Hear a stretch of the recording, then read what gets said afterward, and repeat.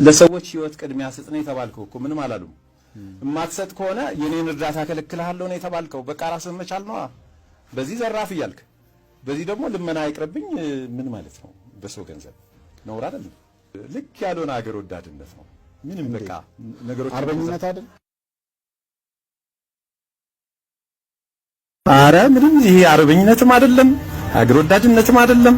አም ሶሪ የአሳሰብ እጥረት ነው። አም ሶ ሶሪ እንደታሰበው በሚሊዮኖች ሰው ግልብጥ ብሎ ወጥቶ ምናምን ሲቃወም ነበር አይደል? ማየት የተፈለገው ነበር አልነበረም?